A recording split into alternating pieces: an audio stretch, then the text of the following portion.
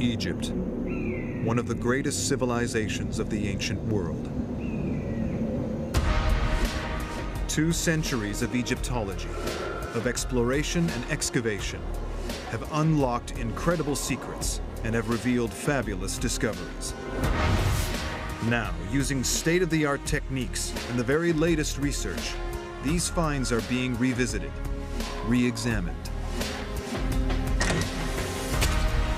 For the first time, the world's leading experts have come together to reveal the ultimate list: the 10 greatest discoveries of ancient Egypt.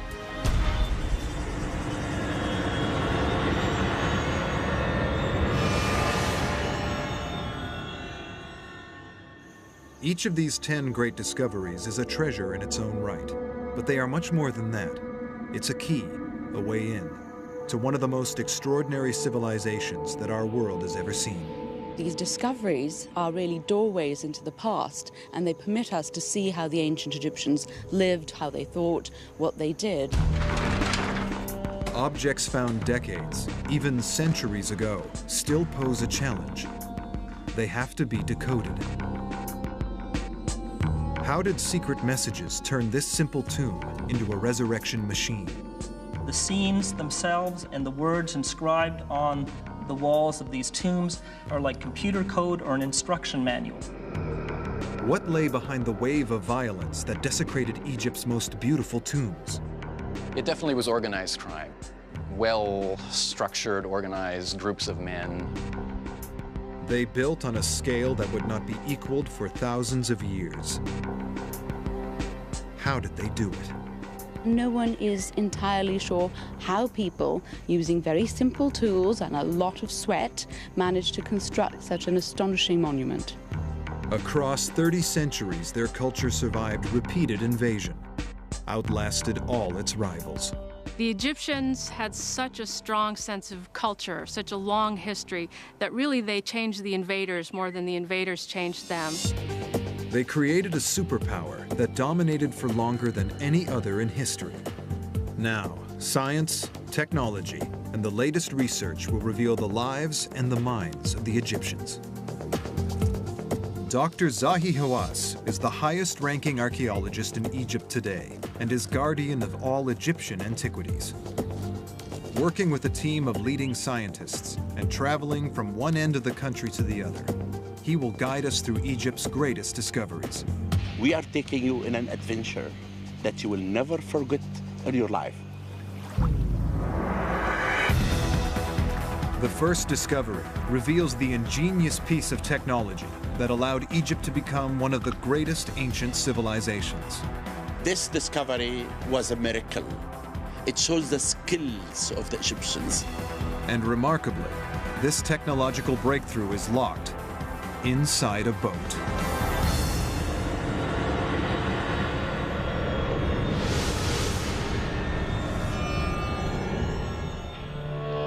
Over 4,500 years ago, the pharaoh Khufu ordered the construction of the Great Pyramid. What he buried beneath it is, in its own way, every bit as impressive.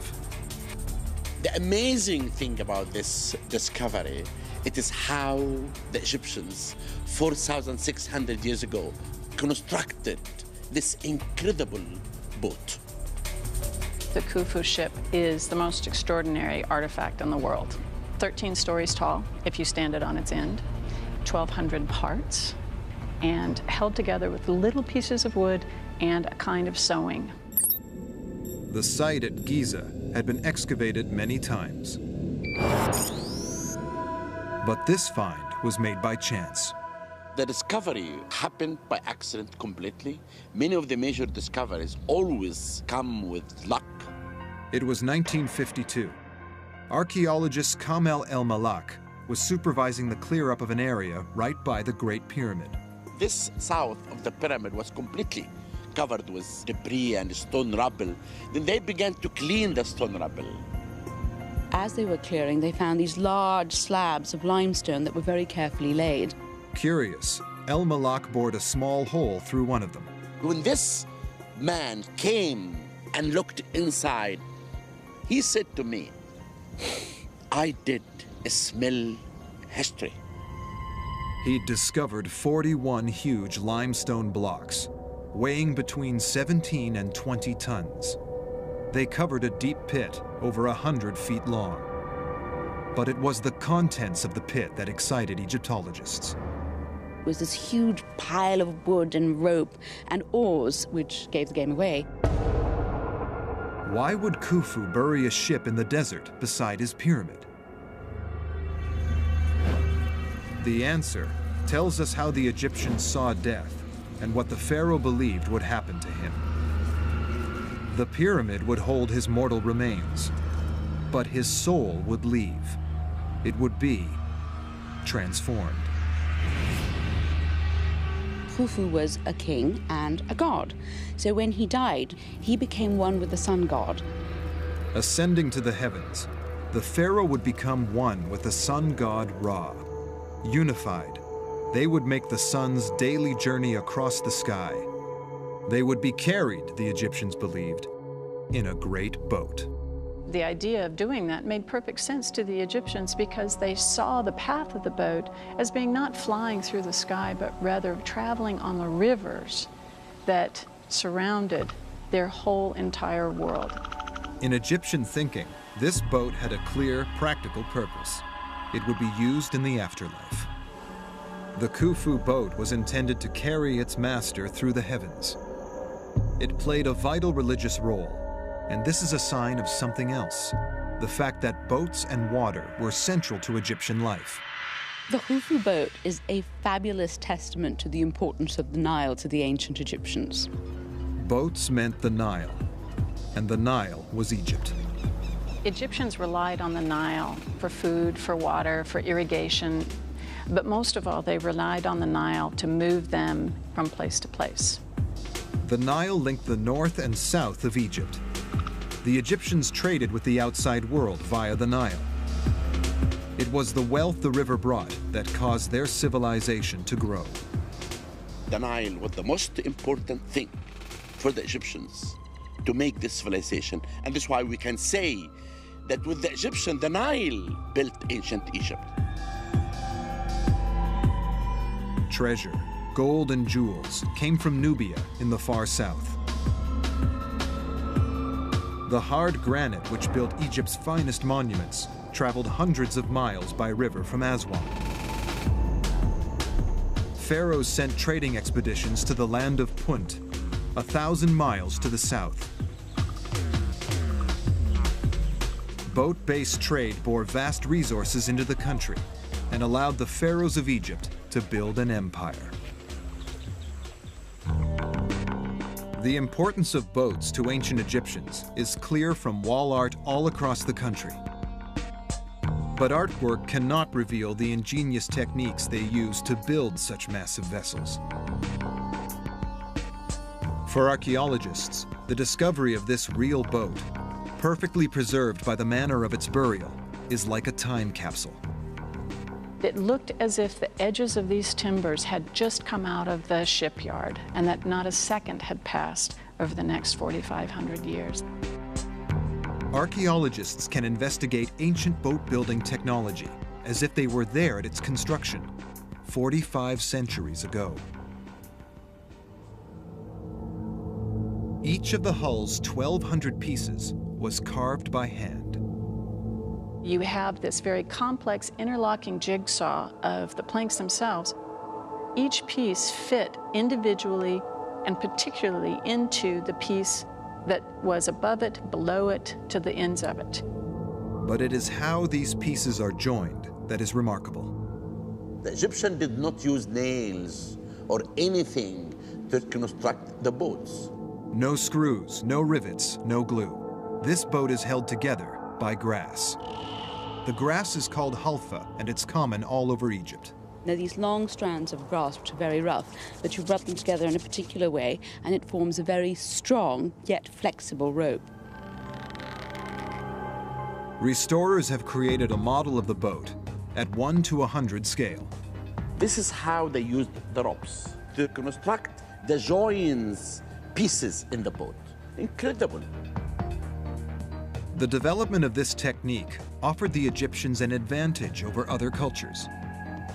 At the time that the Khufu ship was built, most other places that we know about were only making dugout canoes out of logs.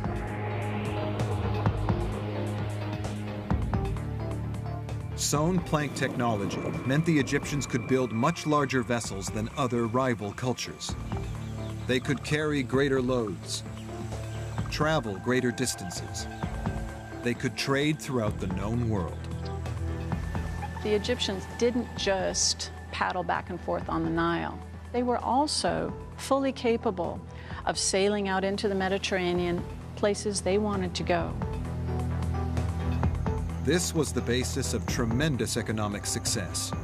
It laid the foundation for 3,000 years of civilization. It helped create one of the most successful superpowers that the world has ever seen. The Khufu boat is the first of Egypt's 10 greatest discoveries, because boats sparked the birth of an empire. Wealth brought by supersized boats paid for supersized construction. Egypt built temples and monuments on a scale not matched in antiquity. But these temples and monuments could never have been built if the ancient Egyptians had not mastered the skills needed to quarry stone in vast quantities. Without stone, there would have been no statues or monuments. Much of what we know of the Egyptians, we know because of the records they left in stone. Next, a team of scientists attempt to unlock the secrets of ancient Egypt's master masons. In a brand new experiment, they will try to harness the power that built a nation and left an extraordinary legacy.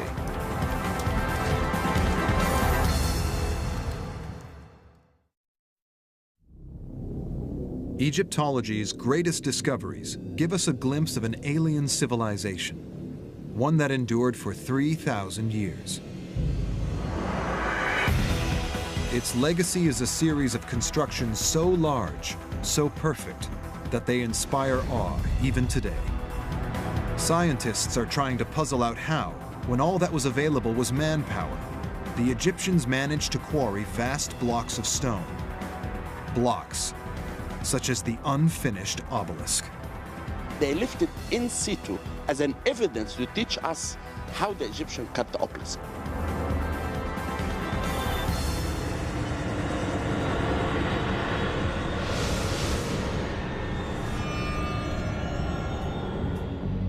The unfinished obelisk weighs over 1,000 tons, more than 500 SUVs.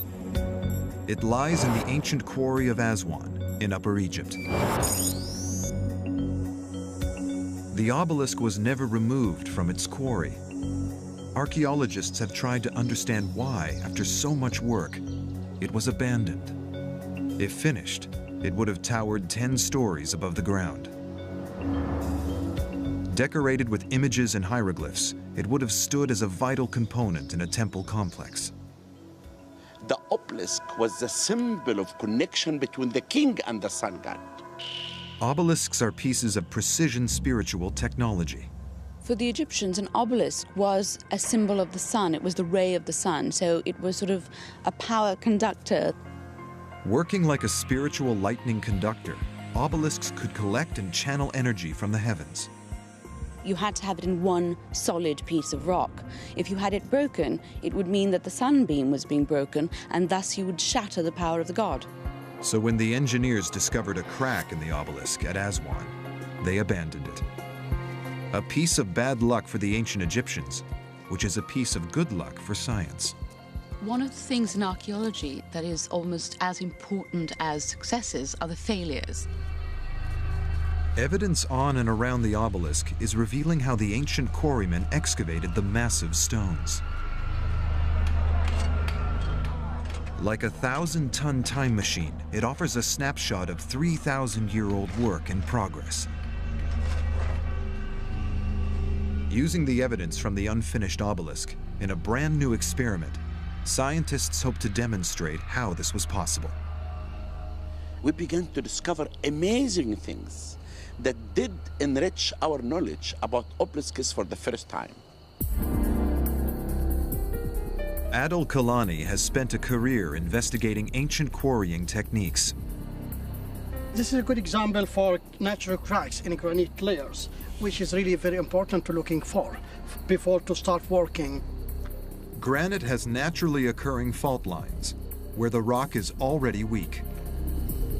By identifying and targeting these fault lines, the ancient engineers could begin the process of splitting the stone from the bedrock.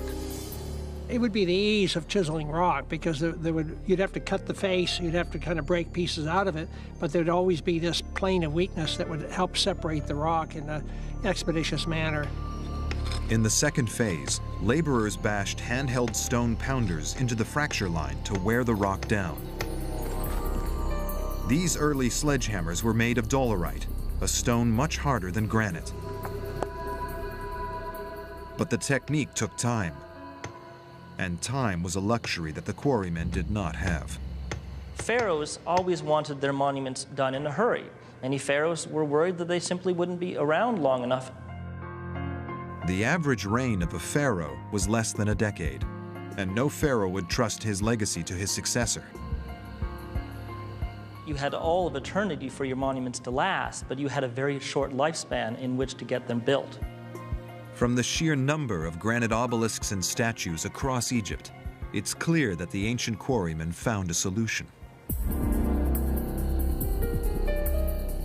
Beneath the quarry, the archaeologists found the clues which tell us what the solution was.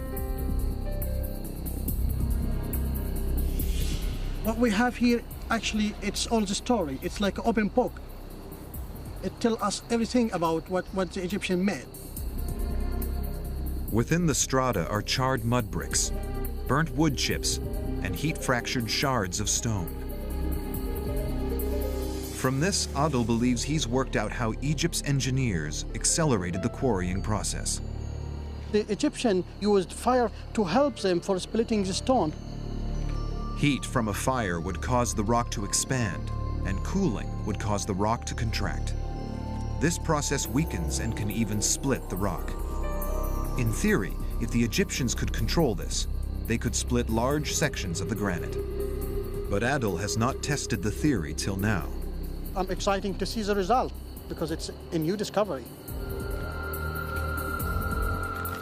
Exactly as the ancient engineers did, Adil selects a fault line in the rock.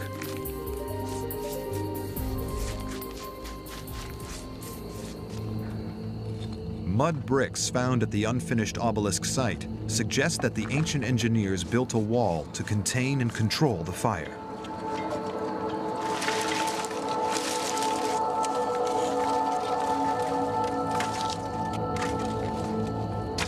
The fire raises the temperature of the rock to 800 degrees. This expands and stresses the rock. After 60 minutes of intense heat, it is safe for Adil to approach. Water causes the temperature to drop by 85% in seconds. The rock rapidly contracts. Ooh. No, it's very hot, very, very hot. But what damage has the heat done? Adil can now experiment whether the fire-weakened stone is easier to split than a second untreated fracture. After half an hour, he calls stop. Without fire, the workmen on the control test have made little impact on the fracture line. But at the burnt fracture, the crack is crumbling. You can see how the fire setting affected with the granite layers. It's working very, very fast, more than what we have expected before. That explains how the ancient Egyptian made a lot of obelisks in very, very short times. It's therefore likely that the way to quarry such large amounts of rock in such a short amount of time would be with the aid of fire. One of the main mysteries of the ancient Egyptian techniques solved by this operation today. The unfinished obelisk offered the clues. Then experimental archaeology showed that the theory could work. It explains how the Egyptians could quarry stone on a scale that was almost superhuman. We discovered exactly how they did cut an obelisk. These great monuments still have the power to inspire awe. They were built thousands of years ago without any of our modern technology, and we're just beginning to understand how. But the third discovery takes us beyond technology, to Egypt's master builders, the men who created one of the most recognizable landmarks in history.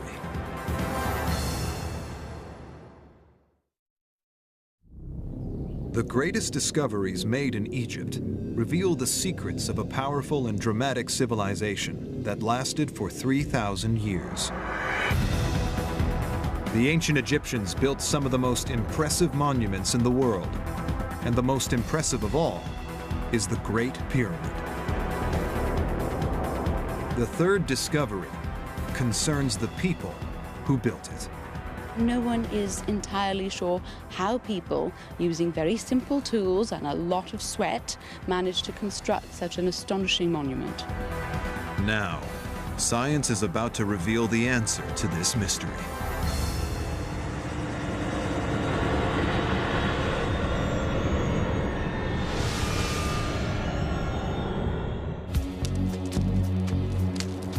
Until recently, a common picture of Egypt was a country where pharaohs and nobles commanded huge armies of slaves. But new discoveries redraw this image. They reveal a sophisticated social hierarchy and worker welfare, a society that would be recognizable to today's workers, union officials, bosses, and CEOs. The pyramids are located at Giza.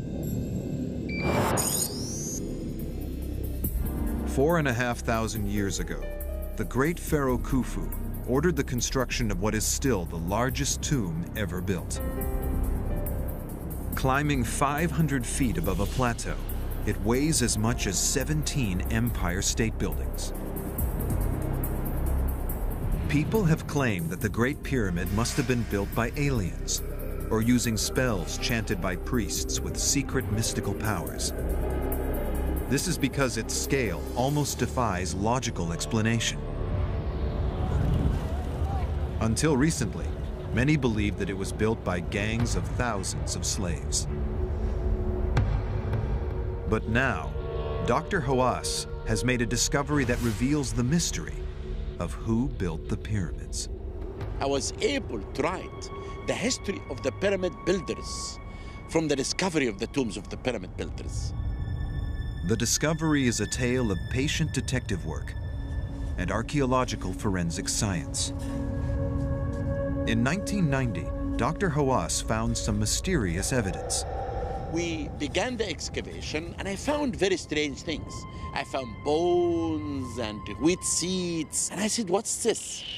They realized that the builders' tombs were constructed of the same material as the pyramids themselves. Chunks of limestone, granite, and basalt from what's left over of building the pyramid.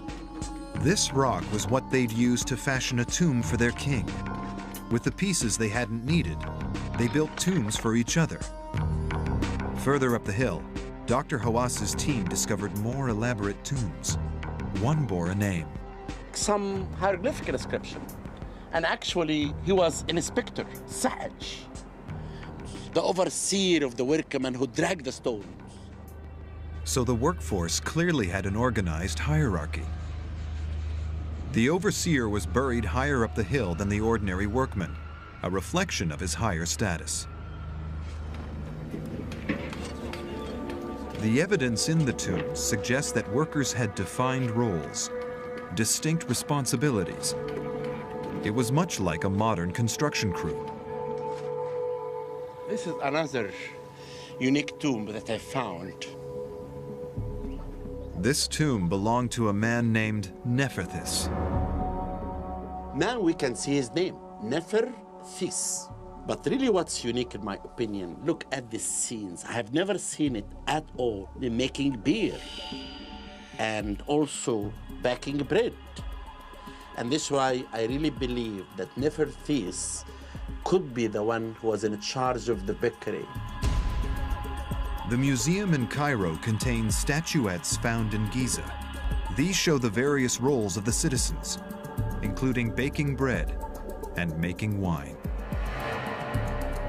Other painted reliefs show scribes keeping accounts and records for the tradesmen. Again, it points to a workforce organized along familiar lines, like a modern industrial community. And they appear to have been well valued and well cared for. The evidence reveals that there was a medical aid program. We found that many workmen had accidents, like stones will fall on their hand and on their legs. They were involved in moving heavy stones. All the skeleton of men and women had a stress on their back. Still, the forensic evidence shows that the level of care they received was surprisingly sophisticated. Janet Monge is a physical anthropologist who specializes in the study of ancient bones. We see the shafts show clear evidence that at some point, well before the death of the individual, the bone was actually fractured. The bones are set really well to each other, probably were immobilized for a period of time. And, we would say, by today's standards, these are really superb healing process in these individuals. He did a good job. Clearly, these workers were highly valued by their employers. Being a worker was a rare privilege. You were well paid, you were well looked after, and it was in fact a cushy job. The pyramid builders' tombs reveal an organized structure of professionals and skilled artisans, working within an ordered workforce. They were supported by a sophisticated employee welfare system. This discovery can prove one important thing, that pyramids were not built by slaves.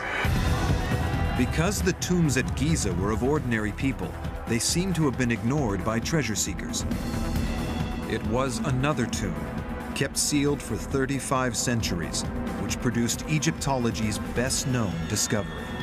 The tomb of the most famous of all pharaohs, Tutankhamun.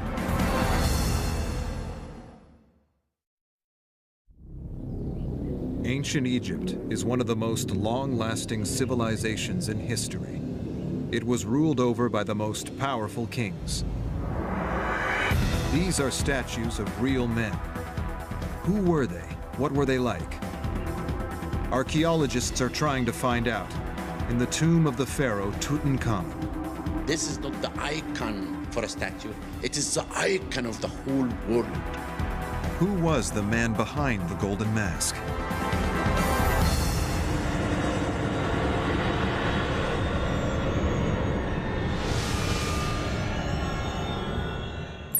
The Valley of the Kings, on the west bank of the Nile.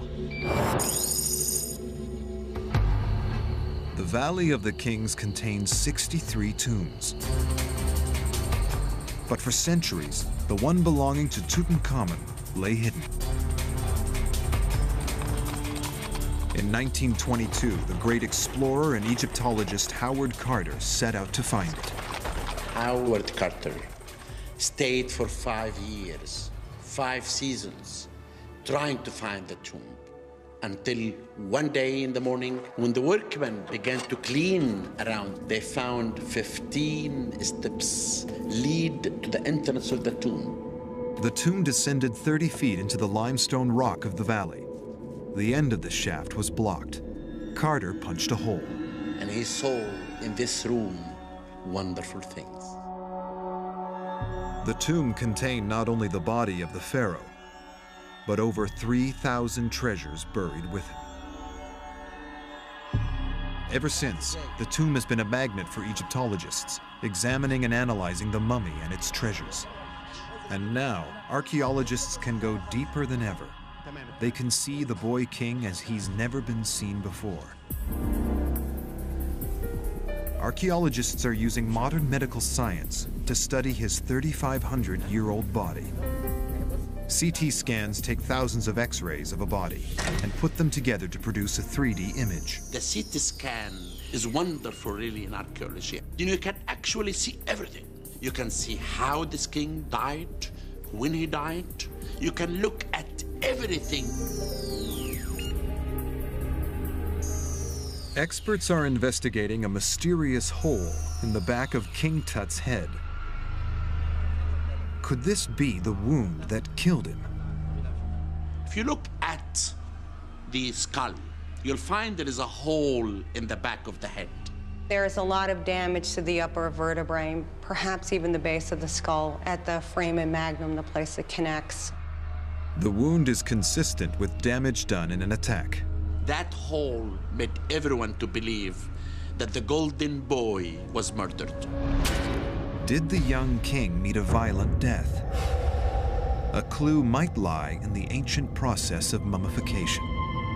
Mummification is as old as Egypt.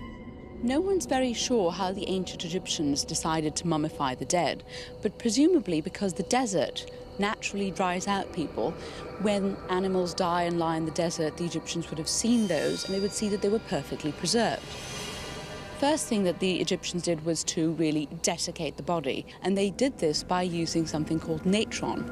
Without natron, you couldn't make a mummy. Natron works like the sachets of silica gel that are used to keep electronic equipment dry today. Natron's basically a mixture of salt and baking soda, and what it does is it just draws away all the liquid in your body, and that's what makes a mummy. But certain organs have too much water in them to mummify in this way. You leave the organs in, they sort of rot and explode. So the next step was to remove the internal organs and the brain. They'd actually cut off the head, poke it, prod it out, and then leave it empty. So could the head wound in fact be a result of the mummification process, rather than an injury that killed him? At the University of Pennsylvania, Janet Monge has been studying the CT scans of King Tut's mummy. When damage occurs before the time of death of an individual, it's called antemortem damage, and generally if it's on bone or tissue, you'll see some healing if the person lived. This looks like a post-mortem damage. It could be something that occurred at the time of the embalming process. The hole in King Tut's skull is consistent with the type of hole made during the mummification process. It has nothing to do at all with murder or anything, and there is no foul play. How the king died remains a mystery, but science can help to reveal how he lived. To get inside the head and life of a ruler of Egypt. It appears the pharaoh did not look as regal as his death mask suggests. He has this nice square chin. Except for that, his face is quite slender, quite slight. Of course, I don't think you would want to make fun of the king, but if the king was in a schoolyard, I think that he might be the kid that you gave the little nickname to, like Bucky or something like that.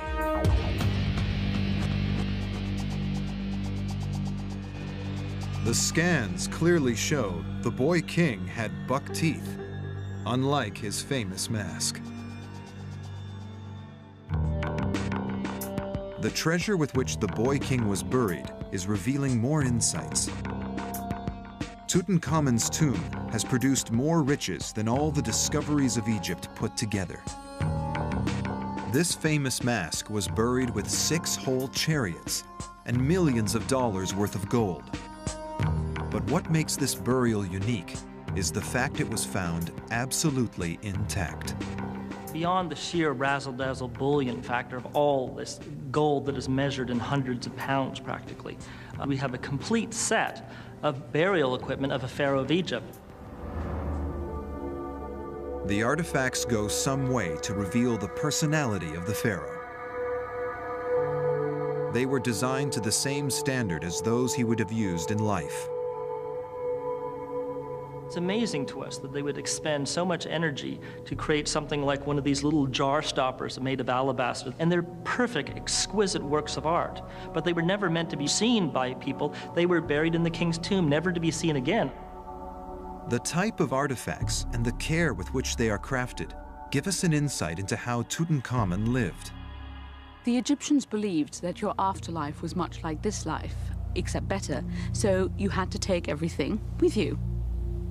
The objects Tutankhamun wanted in his tomb and the afterlife were the ones he had enjoyed during his lifetime. We know that he liked a particular Egyptian game called Senate because he was buried with everything from a large formal Senate board and box table to a tiny little traveler version made of ivory that was only about this big. Tutankhamun was the supreme ruler of a superpower. These artifacts remind us of his youth and perhaps offer us a glimpse of his character.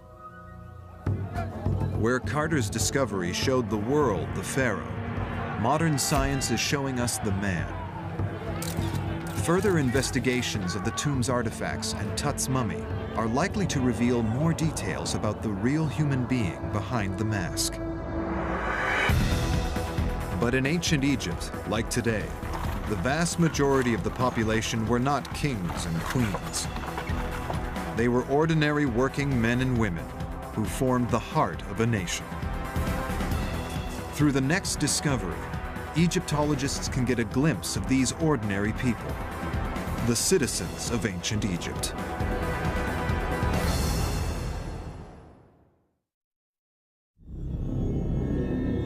Ten great discoveries made in Egypt reveal an extraordinary civilization. But while the ruins that stand let us see what ancient Egypt looked like, it's much harder to know how its people behaved. It really is a peephole, a voyeuristic peephole into life in ancient Egypt. The fifth discovery offers a chance to understand the lives of ordinary citizens in the town of the tomb builders.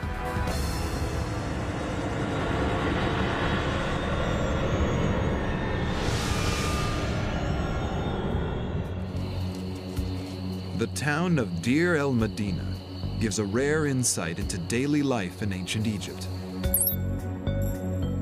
It stood on the west bank of the Nile. The remains of an uncontaminated Egyptian town make a rare and very valuable discovery. Deir el-Medina remains pretty much untouched as the villagers left it. So this is really a huge resource for archaeologists in reconstructing the lives of ancient Egyptians. It survives because it was built of stone. Most other ancient Egyptian towns were built on the Nile floodplain from mud brick, which washes away. The spectacular and very lucky thing about Deir el-Medina is that it survived at all. It was home to 280 people, and it was built in an unlikely location. It's high up in the desert, an hour's walk from the Valley of the Kings. This leads archaeologists to believe that it was purpose-built to house the people who worked in the valley. They were charged with the building, the constructing, and also the decoration of the king's tombs in the valley. Families appear to have lived in their own single-story houses. This is actually the front door of a house that really I believe that this man was one of the overseers and he should be a very influential person. Craftsmen, goldsmiths, and tomb builders held high status in a land where most of the population worked long, hard hours as farmers. Workmen had a pretty cushy job when it comes down to it. It seems that on average they worked maybe 2 out of 3 days. They would receive fish and wine on special occasions. They probably liked the job that they had. As well as constructing the tombs of their pharaohs, the citizens of Deir el-Medina built their own. And by examining artwork on their walls, archaeologists can begin to piece together the lives of the people who lived there. We can really actually learn a lot about daily life from Deir el-Medina tombs. The art shows a thriving community of prosperous and successful individuals. But the paintings on the walls reveal how the villagers wanted to be seen, not how they actually were. When you look at the tombs, when you look at the monuments, they're on their best behavior, dressed in their Sunday best, living an ideal life. But it's an ideal. But there is further evidence that offers clues as to the private lives of the citizens. All kinds of things are going on, stuff that they didn't necessarily want you to know about. The clues are everywhere. The whole cliffs around the city are limestone. So any piece of the mountain that comes off at a nice flat angle like this is a potential riding surface. And this potential was fully exploited by the residents of Deir el-Medina. For the ancient Egyptians, we can compare this to a Post-it note. They were able to use these just by stooping down and picking up a piece of stone off the ground. There you go, writing material. These shards, known by the Greek word ostraker, were used to document both official records and private notes. The fact that ostraker were used to send messages between friends provides experts with unique insights that were previously unknown in the archaeological record. We can see the real Egyptians essentially letting their hair down. Ostraker reveal how they spent their personal time. They like to drink, they obviously like to fornicate, and they love to gossip. From this ostraka, you can reconstruct the life 3,000 years ago, how they lived and everything about them from the inscribed limestone. The evidence at Deir el-Medina reveals that its residents had lives not unlike our own. It tells us for the first time this discovery, not about kings and queens as we know all the time, but tell us about the common people and the life of the common people. But they lived these lives amongst the tombs of the dead. The Egyptians were a very spiritual people.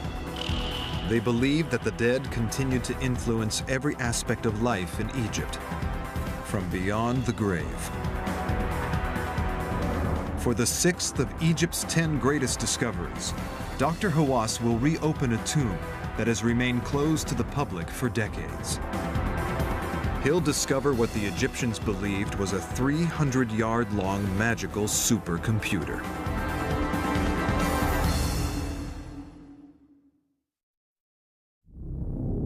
When brought together, the 10 greatest discoveries reveal an overview of life in ancient Egypt. But it's impossible to understand Egyptian life without understanding their beliefs about the afterlife.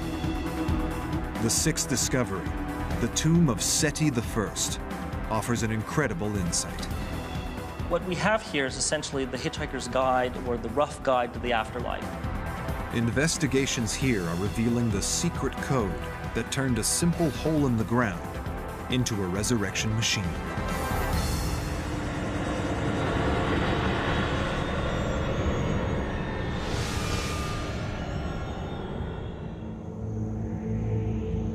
The Valley of the Kings contains 63 tombs. One of the largest is the tomb of Pharaoh Seti I. It provides a wealth of information about ancient Egyptian attitudes to the afterlife. Seti I's tomb is really one of the most extraordinary tombs that we have in the Kings Valley. Seti's is one of the tombs in the Valley of the Kings on the west bank of the Nile. Late in the summer of 1817, an Italian explorer called Giovanni Belzoni arrived at the site. Belzoni had been a circus strongman, but he devoted his second career to Egyptology. Through careful surveying of the geology of the valley, Belzoni discovered 8 tombs in just 2 weeks. And by week 3, he had more than doubled the number of tombs discovered. Nevertheless, it wasn't until the morning of October the 16th, 1817, that Belzoni made the find that would seal his reputation. When Belzoni found this tomb in 1817, it was a miracle. His eyes was shining. He found a small corridor, and he thought it's intact tomb. To protect the wall art from the moisture and visitors' breath, Seti's tomb is closed to the public. But in his unique position as the head of the Egyptian Antiquities Service, Dr. Hawass is the only person in the world with the power to order the tomb to be opened. I will take you now for one big reason, to show to the public that this is the most amazing tomb.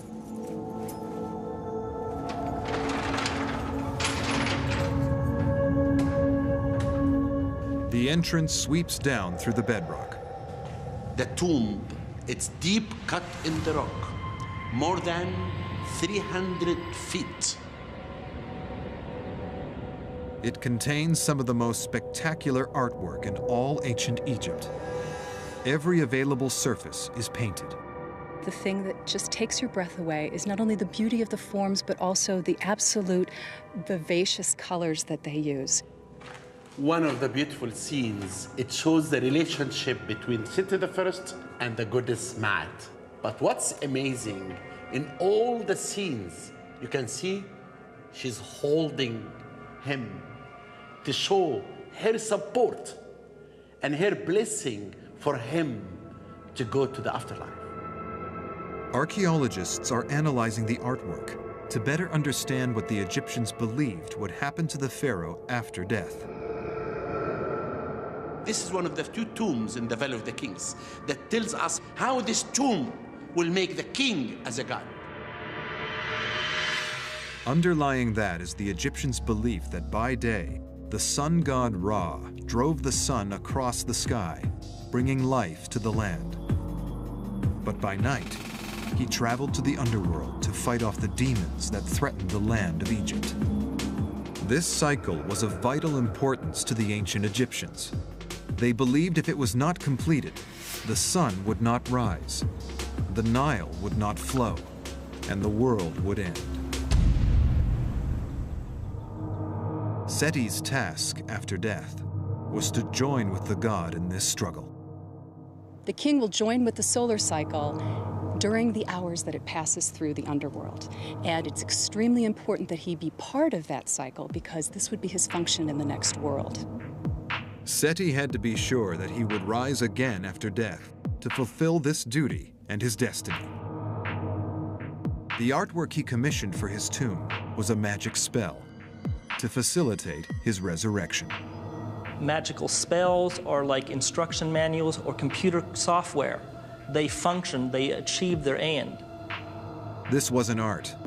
It was logical, functional, like lines of code programmed into a machine. The tomb is a resurrection machine.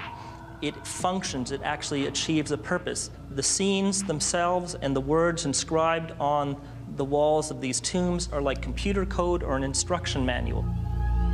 The coded artwork reveals how the Egyptians considered mysticism and magic. It was real.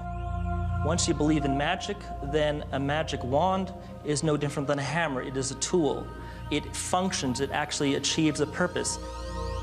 We are now at the end place of the tomb. The images on the walls here represent paradise. The god Osiris ruled in paradise. The artwork clearly shows Seti meeting and joining with the god. How could Seti be with Osiris in paradise at exactly the same time as also being in the underworld fighting demons? For the Egyptians, to do two things at once was not a problem. The ancient Egyptians were very clever about their afterlife. They believe in multitasking. Egyptian religious philosophy allowed its gods and pharaohs to be in many places at the same time. But we have to understand that the rational point of view, the logical point of view, is a construct of the Western mind that comes out of ancient Greece. The ancient Egyptians, rather than seeing things as contradictions, saw them as essentially two sides of the same coin. Seti's tomb is a clue to how very differently the ancient Egyptians saw the world from our view today. They had many beliefs that we might find alien, like pharaohs becoming gods, and souls being in two places at once, and that objects and images had real and practical magical powers. They venerated their gods in some of the largest temples in history. The seventh discovery reveals that ancient Egypt was built on an even larger scale than previously thought, and that its most impressive achievements may still lie buried beneath the ground.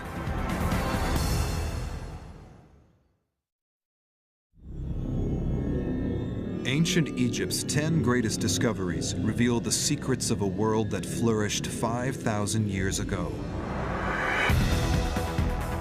But some estimates suggest that 70% of Egyptian remains still lie buried underground. Egypt is unique among any civilization in the world, that the whole country, there is buried temples and tombs under the ground. Monuments, like the lost temple of Akhmim.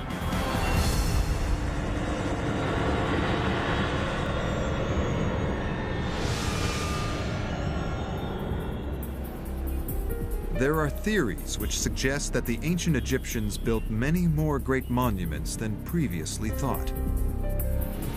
The lost temple of Akhmim provides dramatic evidence to support this claim.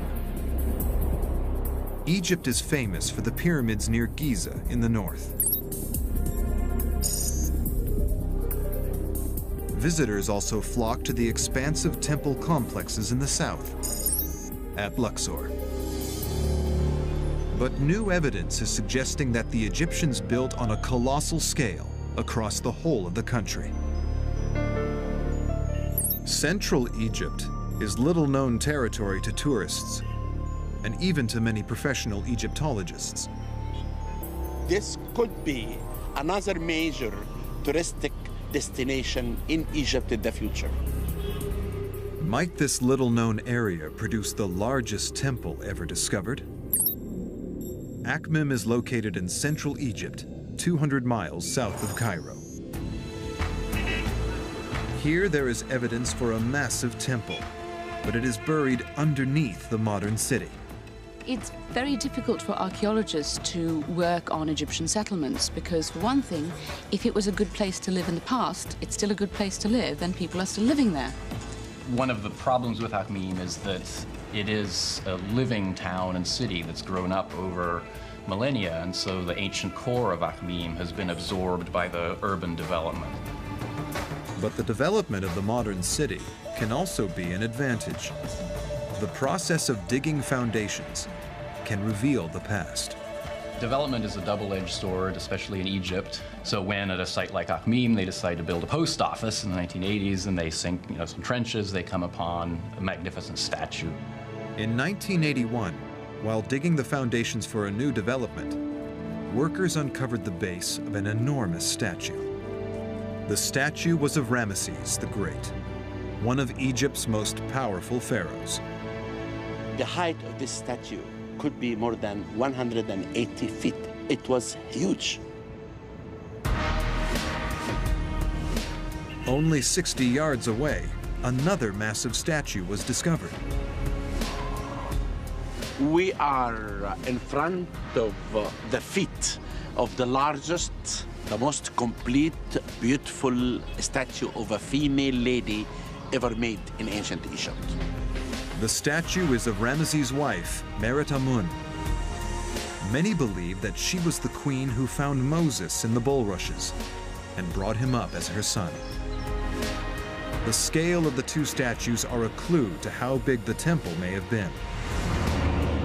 But whatever other ruins exist are buried beneath the modern town. Archaeologists must discover what lies there without digging.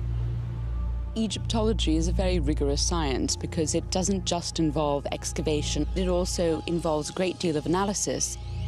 The expert's first clue is in the writings of travelers from over 1,000 years ago. They tell of a colossal site at Akhmim. When the Arab travelers came to Egypt in the 9th century AD, and they explained that they came to visit the temples at the sunrise and they left at the sunset. The sun had time to rise and set again before I finished exploring the ruins.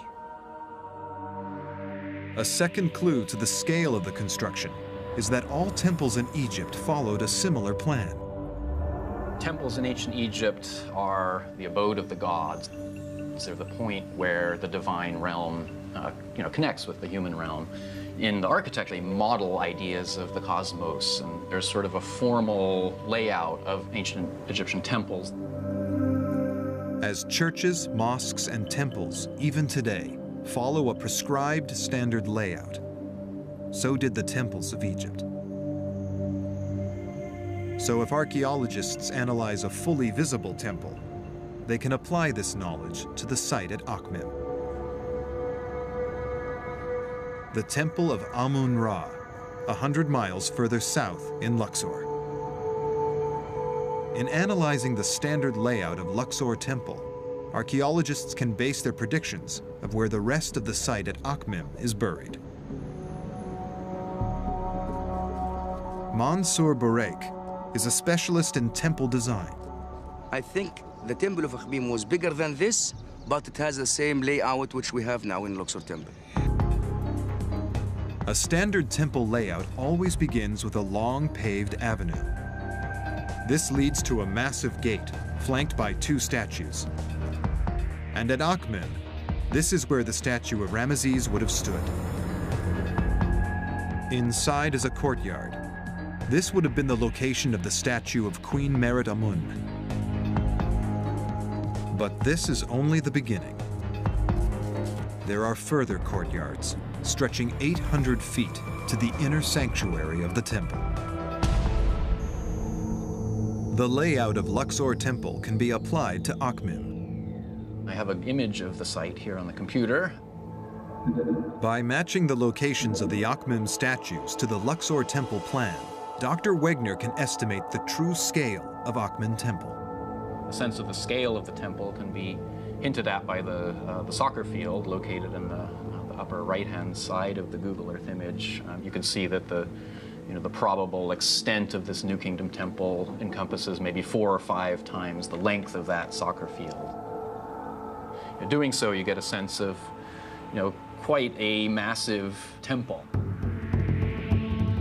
Even without full excavation, by using this analysis, archaeology can affirm that the temple at Akhmim was built on a massive scale. This could be the beginning of the temple, and the sanctuary should be under the houses here. More excavation and development must be done before the extent of the temple can be revealed for certain. We'll be able actually to discover the whole temple. But one thing is clear, a new picture of ancient Egypt is being revealed. A larger and more developed country than previously imagined. A continuous band of development along the entire length of the Nile, not just at today's famous sites in the north and the south, but right through central Egypt too. Evidence of a civilization more impressive than had ever been thought. And the most successful ruler of this superpower was Ramesses the Great. Discoveries on the walls of one of the most impressive temples in Egypt reveal the dilemma that nearly destroyed his role as pharaoh. The story is revealed in the 8th discovery, the temple at Abu Simbel.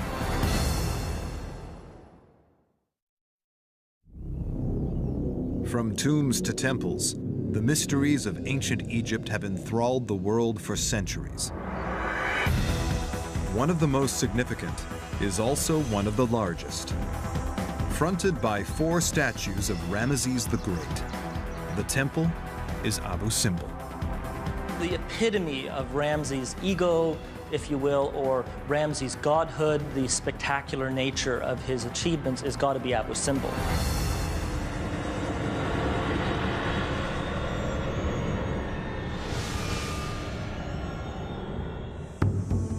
The Temple of Abu Simbel is a key to solving the dilemma faced by every pharaoh: how to reign as both a god and man. Artwork on the walls tells the story of how close the great pharaoh Ramesses II came to failing in his mission. Abu Simbel is in the south of Egypt, near the border with modern-day Sudan. Hewn out of the rock are 4 giant statues, and every inch of the temple's walls are covered with illustrations depicting the triumph of the pharaoh.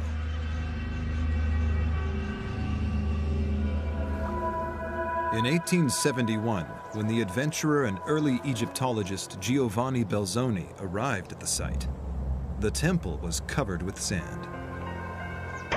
Belzoni set to work to remove the thousands of tons of sand, but every bucket he removed was replaced by yet more, sliding down the dune. On the point of giving up, he discovered a simple solution to the seemingly impossible problem. Wetting the sand would hold it in place. The plan was a success, After 4 years of struggle, he finally found the temple entrance and became the first man for centuries to walk inside. The temple at Abu Simbel was a monument to Egypt's greatest builder, warrior, and pharaoh, Ramesses II. Ramses II was one of the famous kings in the ancient Egyptian history. He ruled more than 67 years and turned the land of Egypt to be an open museum for his achievements. But analysis of the wall art and statues is revealing the dual role of a pharaoh of Egypt. The first function is as defender of the nation. He's the warrior, champion, the single hero who defends Egypt from all enemies. The second role involves religion. The role of the pharaoh in the religious realm is not just as chief worshipper or intermediary between mankind and the gods, but the king has one foot in the divine world and one foot in the human world. The pharaoh's authority and power was dependent on fulfilling these two roles. But Ramesses was so successful as the warrior king that he ran out of people to fight, and thus undermined his position as ruler. Reliefs within the temple illustrate this dilemma. The story begins with a battle, the Battle of Kadesh. Ramses II had this big, important battle, was the Battle of Kadesh with the Hittites. We can see written in the temple. During the first part of Ramesses' reign, Egypt was at war with its powerful neighbor, the Hittites. The Hittites ruled an empire that stretched from northern Turkey into Syria. Between them and the Egyptians lay the town of Kadesh. Reliefs on the walls of Abu Simbel contain the oldest complete record of a military engagement in history. Dr. Mohammed El-Bailey is investigating the brutality of the battle. Here, the figure showing the Egyptian beating and punishing Hittites. They are beating them very hard. It was a clash of superpowers. What makes Kadesh so unique is that it really is a clash of empires. Ramses finds the whole Hittite army with all of the Hittites' allies are there facing on the battlefield. And in fact, I think this was something relatively rare in ancient history, that two huge armies clashed with each other on the battlefield. Abu Simbel reliefs depict a violent battle using the most technologically advanced weapons available at the time. They had the chariot for the first time, and they had the horse, and therefore they were able to build the empire. An Egyptian chariot is very highly maneuverable. It can turn on a dime, and they can basically make what are essentially missile runs. It's essentially the F-16 of the ancient world.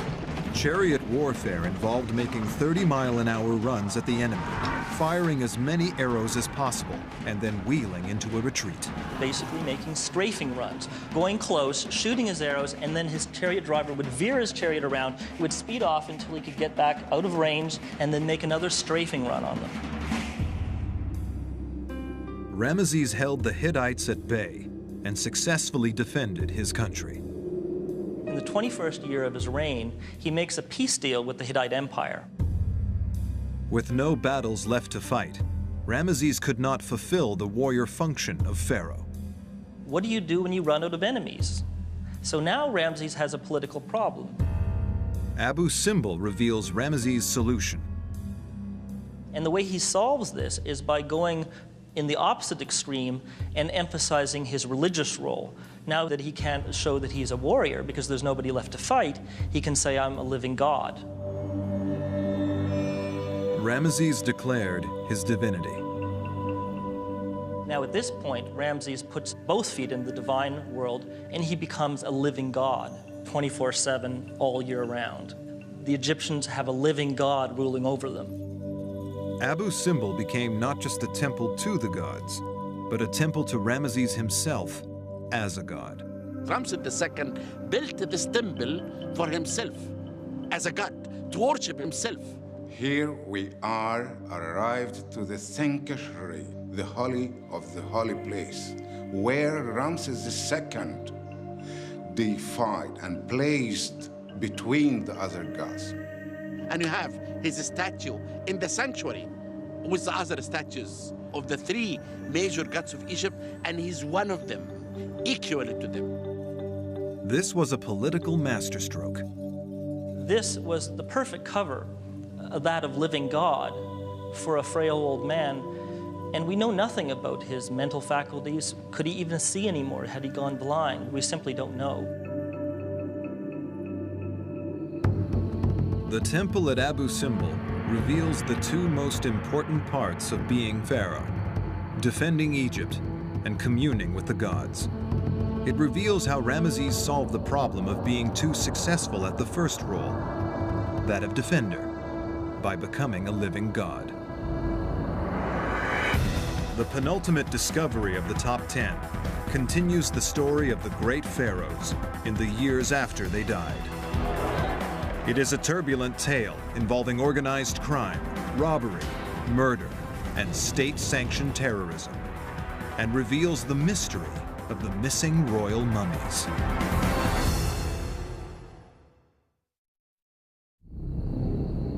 The 10 greatest discoveries of Egypt let us see the world of an empire that lasted 3,000 years. Much of what we know of ancient Egypt comes from opening the tombs of the pharaohs, but they also created a mystery. Time and time again, the tombs were discovered empty. The pharaohs' mummies were missing. One of the most important discoveries in Egyptian archaeology was the discovery of the royal cache. Egyptologists came face to face with literally a who's who of all the great kings.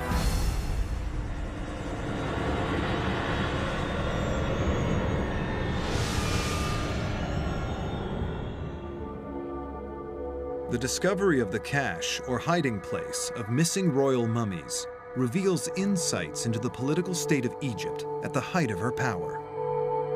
A story of organized crime and state-sanctioned terrorism that nearly destroyed a nation. The evidence lies on the west bank of the Nile. The Valley of the Kings contains 63 tombs for some of the greatest pharaohs of Egypt. Nearly every tomb has been discovered empty. The treasures and mummies gone. But about 3 miles away from the Valley of the Kings is another canyon.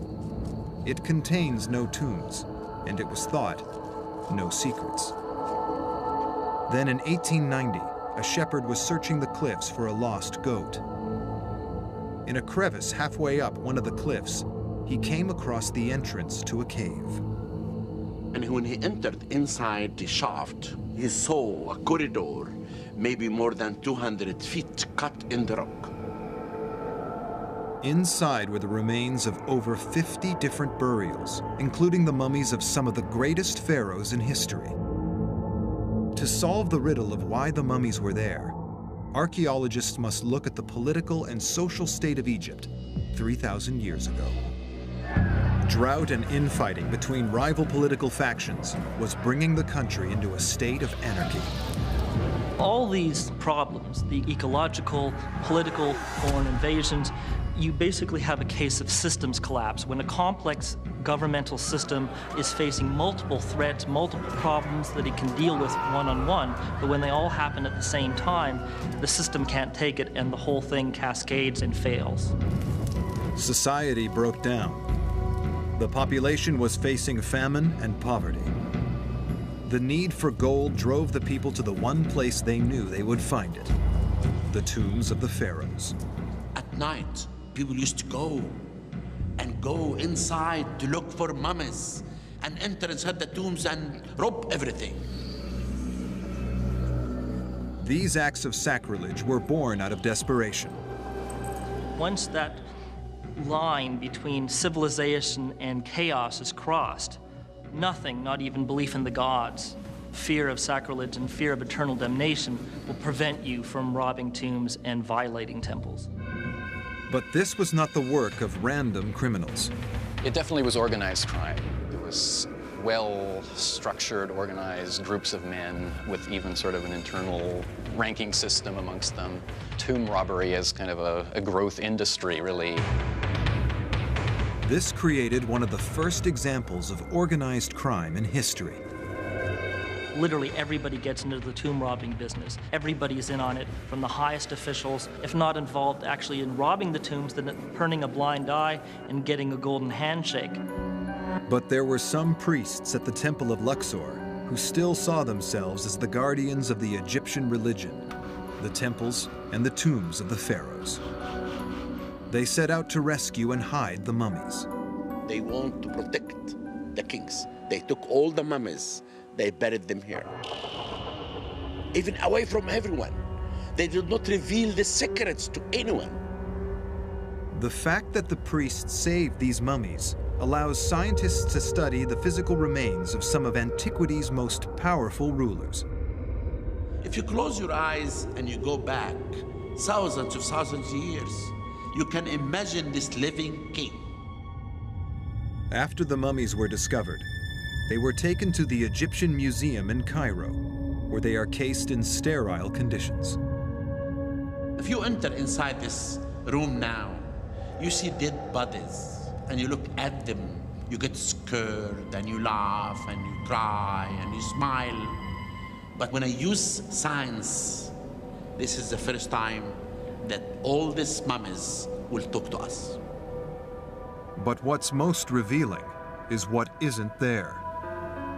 Pharaohs were buried with priceless treasures, but none of these mummies were found with any valuables. When you look at these stripped down coffins, you find that the gold and other jewels and finery has actually been systematically taken off of some of them. This offers evidence for a high-level conspiracy theory. When somebody's robbing a tomb in the middle of the night and is afraid they're going to get killed, or the god is going to strike them down, they are going to be in a hurry, they're going to be scared out of their wits, and they're going to just grab whatever they can get and run. But these bodies have been methodically stripped. This suggests that the high priests themselves are doing this. The very people that saved them actually removed the last bits of gold and finery that were still attached. Although the priests were both rescuers and robbers, they left science with an invaluable resource. It was sort of a double-edged sword, because you can say that they were doing a good thing by hiding these mummies in a secret place and protecting them in this way, but they also stole along the way. Forensic investigations reveal the real lives of great pharaohs. But from this discovery, we can also gain an insight into ancient Egyptian society. A society on the verge of anarchy. And when the nation imploded, other empires were quick to take advantage, and Egypt suffered hundreds of years of invasion. But instead of being destroyed, the Egyptian culture was so strong that the invaders actually adopted the customs and beliefs of their new home. This accomplishment is spectacularly revealed in the final discovery. The evidence lies both on and under the desert sand. If you go down under the ground, you'll find mummies covered with gold. Hundreds of perfectly preserved, untouched mummies covered with gold.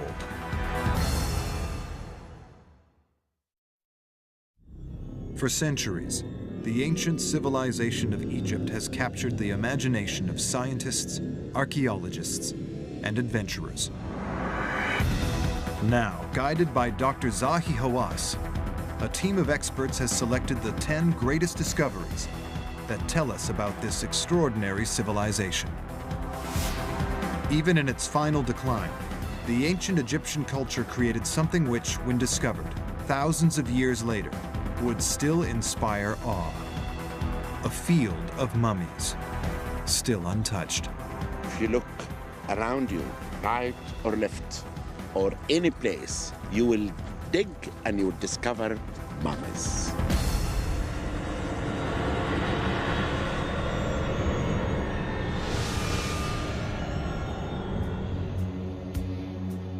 Over its history, Egypt was attacked by many empires.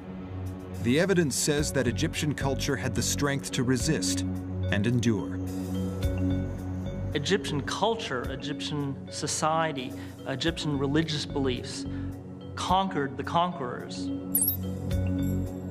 The Bahariya Oasis in the Western Desert. The first clues that this area is unusual lie on the sand itself. Bones and skulls litter the valley floor. The skeletons belong to buried corpses. They have been dug up by wild animals, a sign of what secrets lie beneath the sand. The discovery was made not by an adventurer or an archaeologist. In fact, the discoverer could not even speak. The discovery happened by accident. In 1994, a donkey got lost in the desert. When the owner came to look for his beast, he found it rooted to the spot, staring into a hole in the desert. He looked. Inside the hole, he saw mummies. And I came here, and we began our excavation. It was like a dream.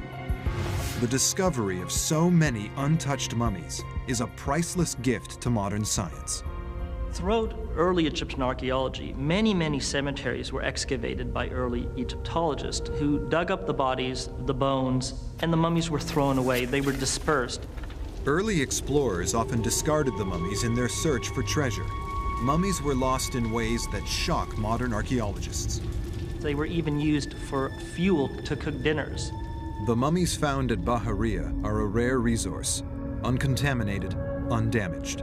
We have an entire population of people, generation after generation, in one place.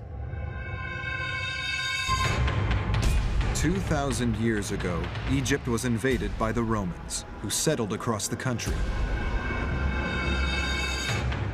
The mummies buried in the valley were of these Romans. They date to around 300 BC. They're going after Egypt because it's one of the wealthiest countries of the Mediterranean. It has all of the gold of Africa, it has the grain, it has all of the resources of Pharaoh.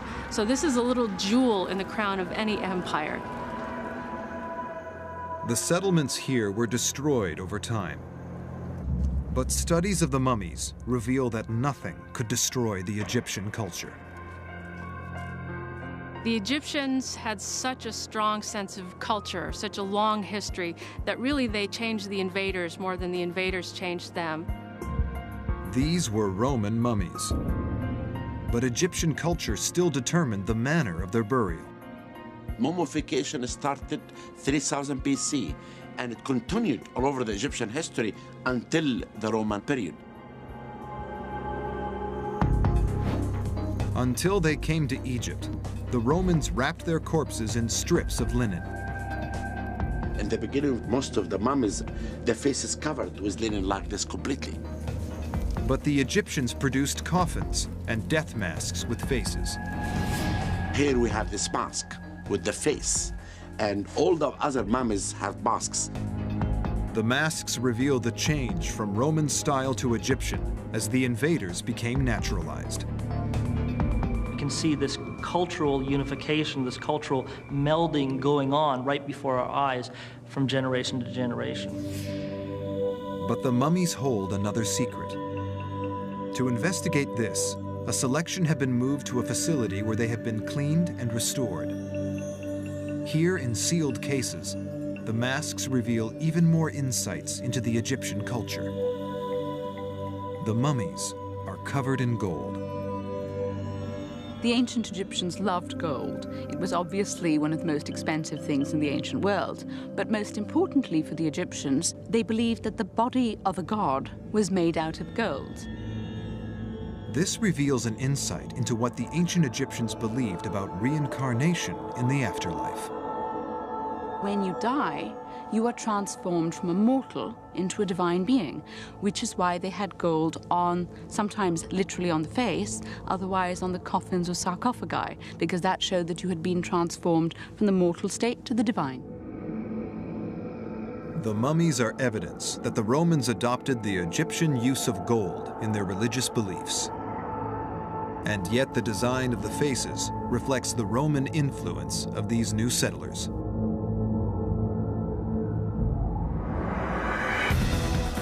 The golden mummies are evidence of the fusion of the Pharaonic and the Roman into the new Egyptian civilization. something to please the Roman and something to please the Egyptians. The mummies in the valley demonstrate that whatever happened in her history, Egypt was both ultimately strong and flexible. This allowed a continuation of belief and tradition that was always essentially Egyptian. The sense of identity gave them a sort of stability to throw off any empire and embrace whatever new one was next. Now we've revealed Egypt's greatest discoveries. We can bring them together. We'll complete the picture of the world of the ancient Egyptians, a world that has remained powerful and captivating right up to the present day.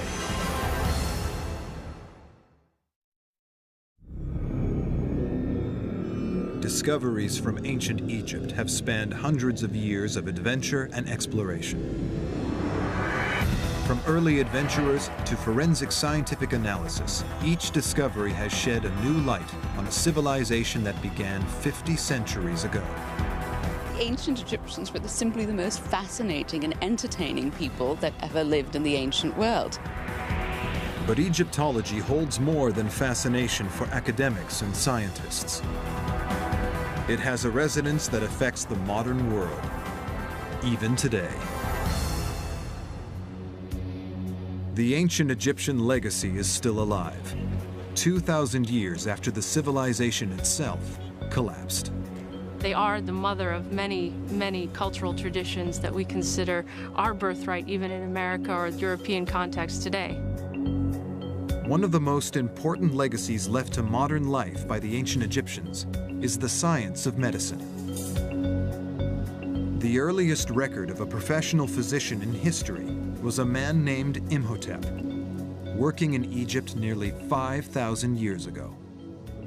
The surgical skills of the ancient Egyptians were developed, not to keep a person alive in this life, but for a completely different reason, to preserve them for the next. Studies made on the mummified bodies of pharaohs have revealed the great expertise the Egyptians developed in dissection. Successful mummification was a complicated procedure that involved careful removal of key organs without damaging the body itself. Just as in many types of modern surgery, it required a deep knowledge of anatomy. In some cases, this knowledge has been passed down unchanged through the ages, right into modern medical textbooks.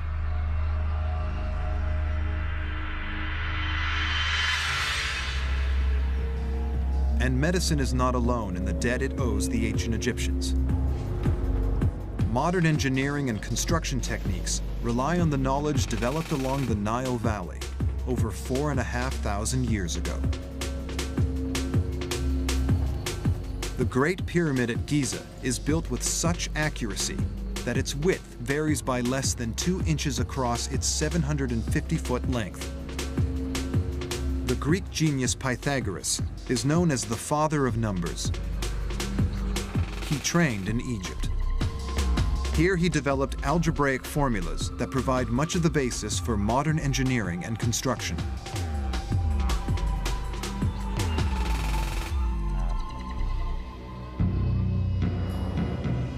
The more modern scientists explore the world of the ancient Egyptians, the more they reveal the debt that we owe this civilization. The quest for new discoveries is being pursued every day. It's up to new people to kind of come around, try and discover if there's any more, discoveries of this type to make. But that's an exciting way to do the search. One new avenue for investigation lies in the Valley of the Kings. From the tomb of Seti I to the treasures of Tutankhamun, the valley has produced many of the most important discoveries of ancient Egypt. But it may still hold more undiscovered secrets. This was confirmed by the discovery of a new tomb in 2006 called KV63. Many scientists believe there are more undiscovered tombs in the valley. I think not all Pharaoh's burial sites are known, so I think the opportunities are still there.